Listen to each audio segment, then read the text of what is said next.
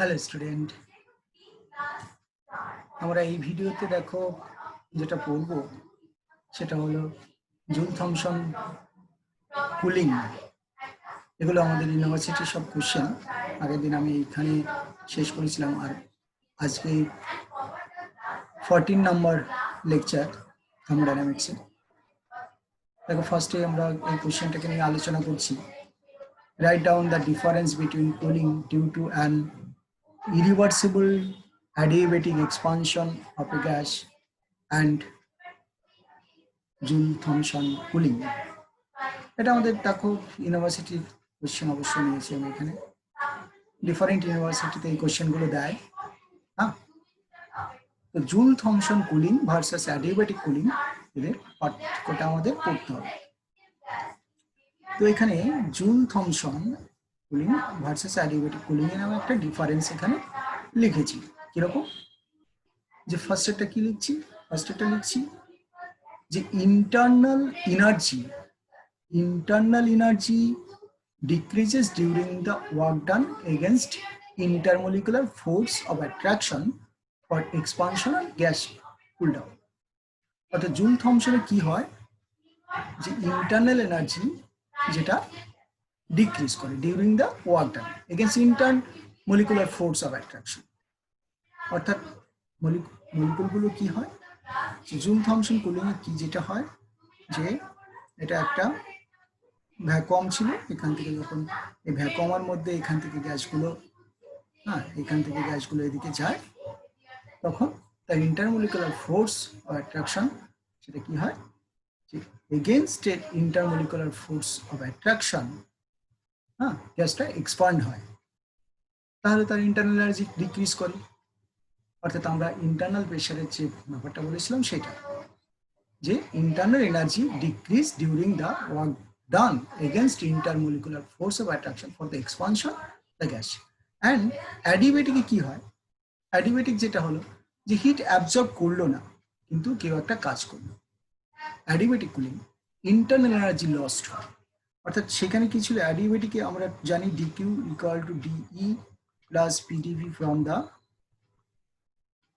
the first law of thermodynamics। তাহলে এই এখানে dq equal to 0 হয়ে যায় ফর অ্যাডিয়াবেটিক, এটা 0, এবং de equal to minus pdv। অর্থাৎ অ্যাডিয়াবেটিকে যেটা হচ্ছে যে ইন্টারনাল এনার্জিটা ডিক্রিজ হচ্ছে, অর্থাৎ নেগেটিভ হচ্ছে। ওকে, অর্থাৎ সেই জন্য আমরা বলছি যে internal energy lost equal to the work done for the adiabatic expansion, hence adiabatic cooling occurs. Second point আমরা কি বলছি, it occurs only for real gas. অর্থাৎ জুল থমসনটা রিয়েল গ্যাসের জন্য হয়। আইডিয়াল গ্যাসের জন্য যেহেতু ইন্টারমলিকুলার ফোর্স অফ অ্যাট্রাকশন থাকেই না, তাহলে এখানে কি আসবে না, আমাদের জুল থমসন কুলিং এর এফেক্টটা আসবে না। অর্থাৎ ইট occurs only for real gas. In ideal gas there is no intermolecular force of attraction for the expansion, hence there is no cooling for ideal gas। But এইখানে অর্থাৎ অ্যাডিয়াবেটিক যেহেতু absorb করছে না, hit lost হয়ে ও কি করছে, work done করছে। অর্থাৎ for any gas during the adiabatic expansion adiabatic cooling occurs, কারণ ও শুধু নিজের ইন্টারনাল এনার্জিটাকে খরচ করে কাজ করছে। ওকে, এটা গেল। And third point, what is the third point? Third point, joule Thomson cooling occurs when the experimental temperature is below its inversion temperature। আমরা আগের লেকচারটা অর্থাৎ লেকচার 13-এ ইনভার্সন টেম্পারেচার করেছি। অ্যান্ড অ্যাডিয়াবেটিকে কি হয়, adiabatic cooling occurs at any temperature.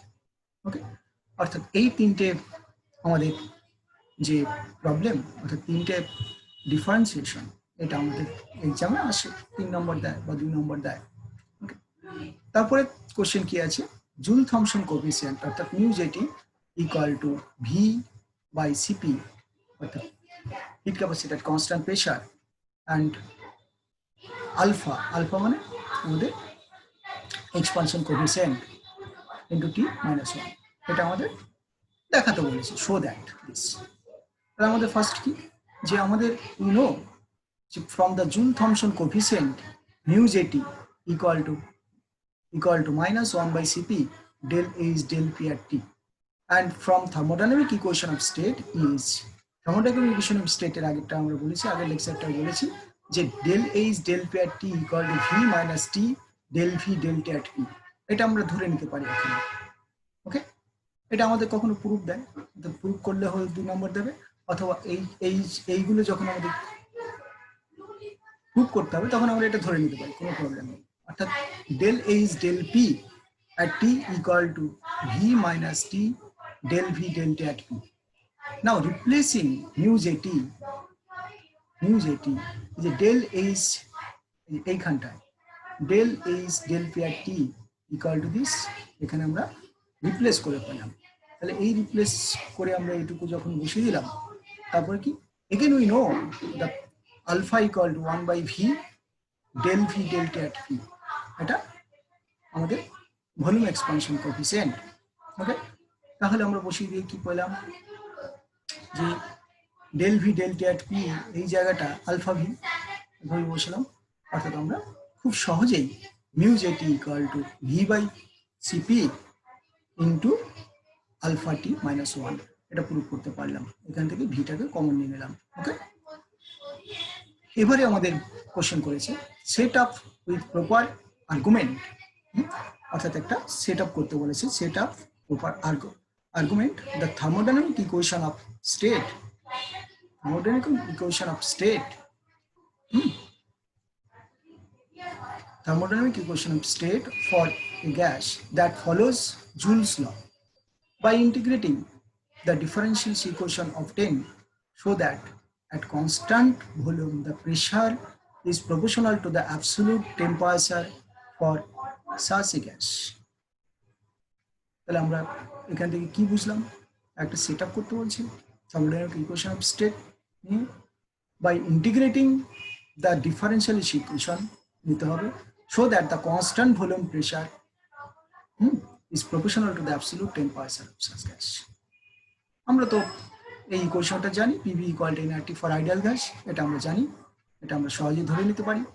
Differentiating with respect to T at constant volume, তাহলে del P এই constant volume রেখে দিলাম, তাহলে del P del T at V equal to R, okay, del T 1, তাহলে এই ভিটাকে এদিকে নিয়ে গেলাম, তাহলে R by V, তাহলে কি হলো দুই দিকে যদি আমরা টেম্পারেচার দিয়ে মাল্টিপ্লাই করি তাহলে কি হবে T into del P del T at V, T into del P del T at V equal to R T by V, অর্থাৎ দুই দিকে আমরা কি করেছি T দিয়ে মাল্টিপ্লাই করেছি।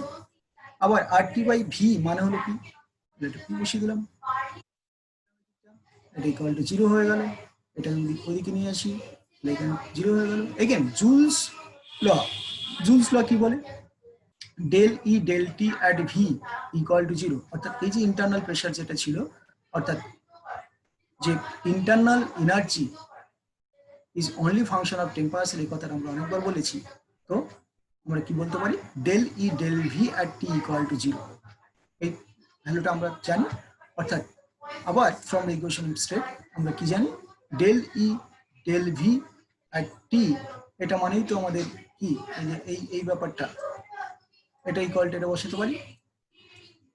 অর্থাৎ del E del V at T equal to T del P del T at V, okay, minus P, অর্থাৎ এই কোশ্চেনটা আমরা নিলাম। So this is the thermodynamic equation of state for gas that follows Joule's law, অর্থাৎ এই ইকুয়েশনটা আমাকে আনতে হলো, অর্থাৎ এটা আমাদের ইউনিভার্সিটি কোশ্চেন, এটা আমাদের রাখতে হবে যে ইউনিভার্সিটিতে এইভাবেই লিখতে হবে, এইটুকুই লিখতে হবে।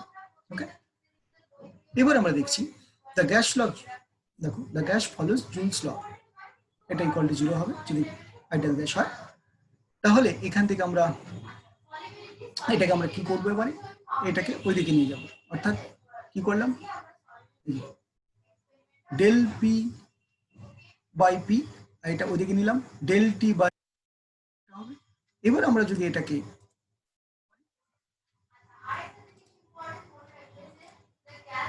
এটা আমরা কি করতে পারি, আমরা করতে পারি যে এইটাকে যদি ইন্টিগ্রেশন করি, ইন্টিগ্রেটিং বোথ সাইড, হ্যাঁ, ইন্টিগ্রেটিং বোথ সাইড আমরা কি করতে পারি, যে নাও ইন্টিগ্রেটিং উইদিন লিমিটস, এবার যে লিমিট নেই P1 থেকে P2 আর এটা T1 থেকে T2, তাহলে কি পাবো, ln, এটা ইন্টিগ্রেশন করতে হয়, ইন্টিগ্রেটিং বোথ সাইড, তাহলে d ln p, d p by p, এটা মানে হলো ln পি, আর এটা ln টি প্লাস কনস্ট্যান্ট আসতো, কিন্তু আমরা যেহেতু উইদিন লিমিট নিয়েছি তাহলে কি হবে ln p2 minus ln p1, তার মানে ln p2 by p1 equal to ln t2 by t1, এটা হবে। দুই দিক থেকে lnটাকে আমরা যদি তুলে দিই তাহলে কি হবে, this equation shows that p is proportional to t at constant volume, অর্থাৎ এটাই চেয়েছিল আমাদের, অর্থাৎ at constant volume আমরা কি দেখতে পাচ্ছি যে p proportional to t direct. এবার আরেকটা সিম্পল একটা জিনিস আমরা নিচ্ছি এখানে, বা এর পরের লেকচারে আমি এটা বলবো, তাহলে বেটার হবে, ছোট ছোট লেকচারগুলো দিলে বেটার হয়। Work done in isothermal reversible expansion, এটা আমি পরের লেকচার দিচ্ছি, অ্যান্ড ইরিভার্সিবল এক্সপানশন, অ্যান্ড তোমার রিভার্সিবল অ্যান্ড ইরিভার্সিবলের মধ্যে যে ওয়ার্ক ডানের সম্পর্ক অর্থাৎ রিলেশন, সেটা আমি পরের লেকচার অর্থাৎ লেকচার 15-এ দেবো। Thank you.